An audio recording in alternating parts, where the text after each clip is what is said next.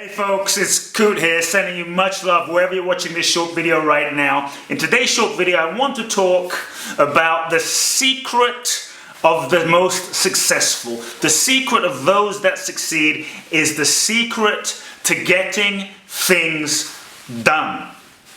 Many times we have a dream and a vision.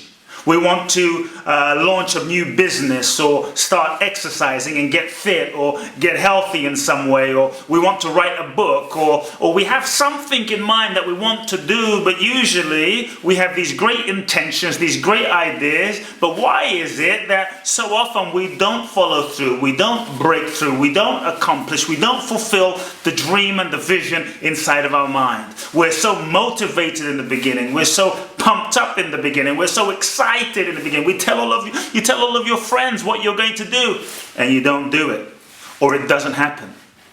So what is the secret of getting things done? There's a few things I've learned over the last 15 to 16 years with myself and working with some of the most and coaching some of the most successful people in the world.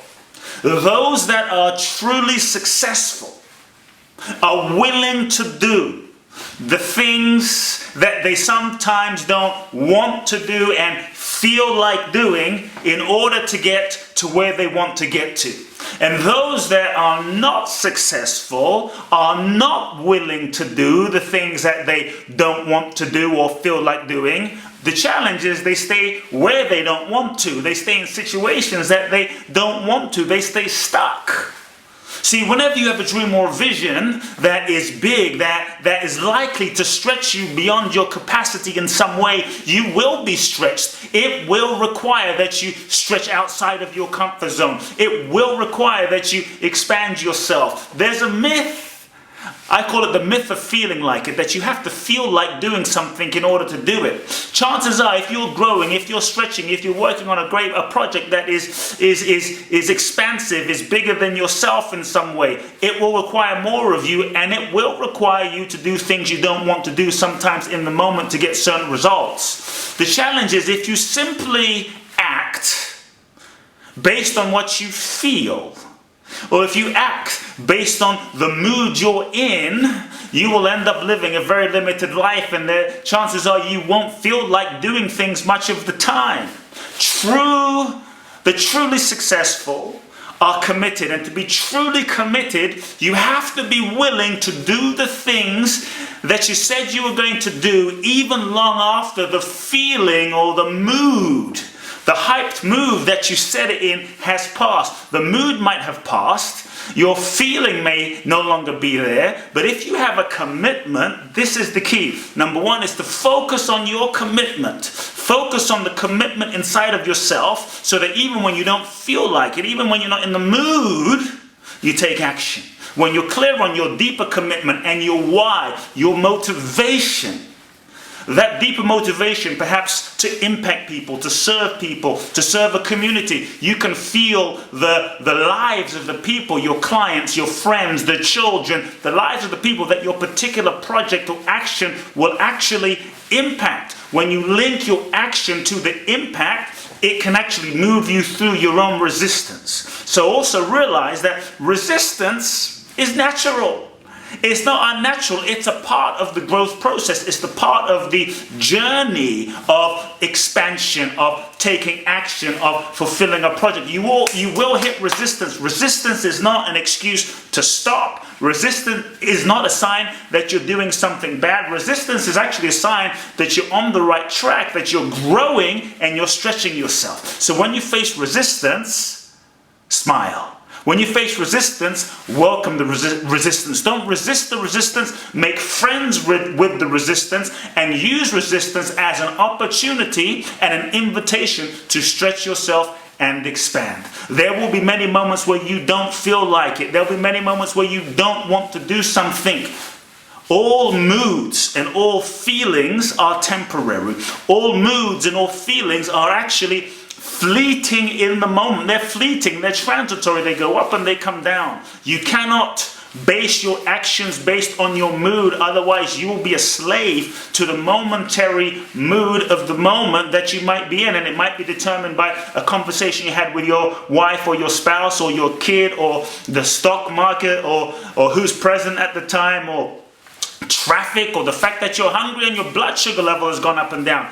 You cannot simply tie your action to your mood. You have to tie it to the commitment and impact you want to have. The other thing is sometimes we think that unless we take a big, huge step, like something massive, like 10 hours of something, this massive step or massive action, it doesn't make a difference. And there's moments where you might have this idealized notion of the huge thing you're going to do, the 10-hour writing session you're going to have on your book or your project. And when you don't do it, you might feel disappointed. Or the thought of doing it freaks you out, overwhelms you. Overwhelmed, by the way, is going into the future, thinking of all the things you need to do in the future, thinking of those in the moment, in the present, all at once. What often happens is you end up freaking yourself out and shutting down, because that creates overwhelm. The thought of doing all those things at once is what creates overwhelm in the present moment. And so we often think that we have to do these big things. I say that's not accurate. It's a myth. To truly succeed and create success that is sustainable in the long term, I like to say you have to be willing to take small actions. Sometimes in the process and the journey that you're on to succeed, to fulfilling your dream and your vision, there's moments where you might be grinding away for weeks, months, years, and sometimes it may not seem like you're making progress in the moment. But when you're in it many times, you don't see the actual progress you've made. You don't see how far you've come. You don't see what you've actually accomplished in the moment. So don't simply judge your success in the moment. So recognize there is a power in the small. To truly be successful in the long term, not in the short term, because anyone can have a short burst. Go to the gym 3 times a day, go to the gym for a month and then stop, take an action, go on a major writing session for the weekend, not write for the next year. It's the small things, those small action steps that you take every single day, that in the moment of doing them don't seem to make a big difference, but compounded over time, a day, a week, a month, a year, puts you in a whole different reality. It's those small action steps that you don't do because you think they're not making a difference, that compounded over time make a huge difference, and before you know it, a month, 2 months, 3 months from now, you look around and you think, wow, I'm actually here. I've actually lost the weight. I've actually written the book. When I wrote my book, I wrote a nationally best-selling book called You Are the One, published by Simon & Schuster. It was, quite a major deal. Probably many of you have read it. Maybe you've heard of it. If you haven't read it, read it. People think, wow, people tell me, Kute, the book was such an easy read. I just got a message right now on social media. Someone told me this was the best book they've ever read. And people seem to think it just flowed from the heavens. I sat down and I just started writing like Shakespeare or something. But the truth is, I literally hated every second of the writing process. I would sit, there was not one day. So don't get any romantic ideas. I know there are writers out there and some of you love the process. I didn't. So it wasn't some romantic idea. I hated every single time I sat down to write. I didn't want to write. I didn't feel like writing. My mind made up all sorts of excuses. I was never in the mood. If I waited till I felt in the mood, there would be no book. If you wait till you feel like doing something, you may never end up doing it. Imagine if Gandhi, if Mandela, if Mother Teresa only did what they felt like, or only did things or took action, or were actually only truly loving when they were in the mood. True greatness is a choice, a moment-to-moment choice that you get to make. So my invitation is focus on the small action steps. What are the small action steps you can be doing every single day? Sometimes clients come to me and say, Kute, I hate my job. I hate my life. I ask them, what small action step did you take today? What small action steps are you taking daily to move yourself into a different reality? You can complain or you can commit to a small action step that, sure, today, no big deal, but a year from now, different reality. The other thing I would say to truly get things done and achieve success, turn your dreams into reality, is don't focus on everything you need to do, focus on the small, but also in sync with that, ask yourself, what's my outcome?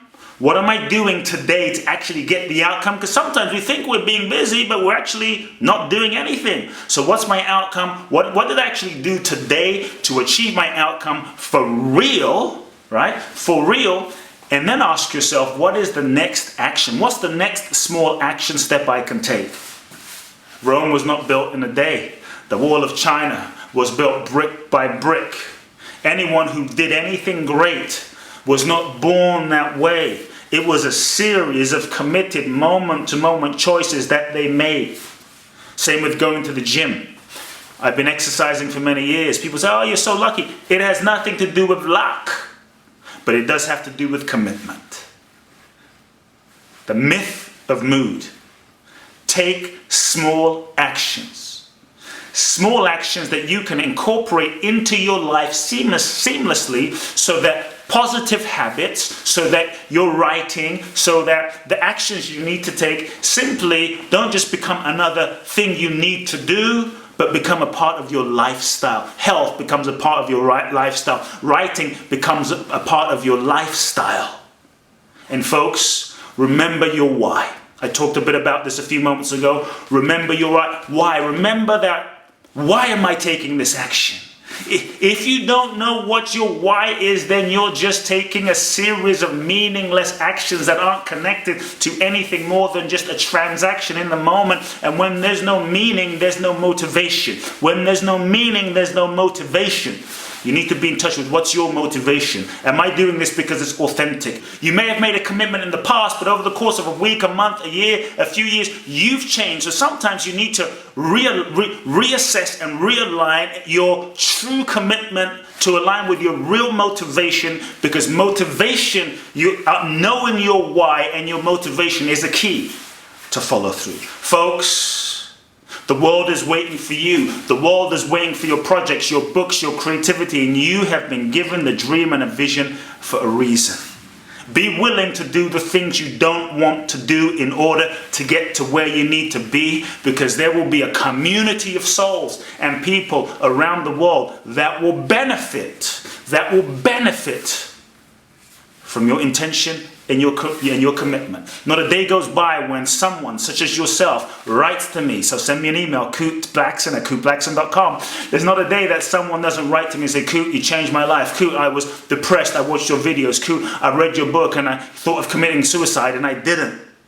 And when I receive that feedback, it just inspires me and it makes me think, I'm so glad that I didn't listen to my mood and my mind in the moment.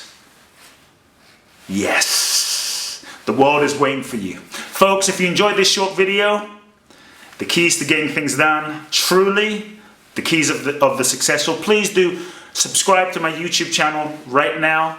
Follow me on social media. Go onto my website, www.kuteblackson.com, and type in your email and you'll get special updates from me. And I look forward to seeing you soon. Love now.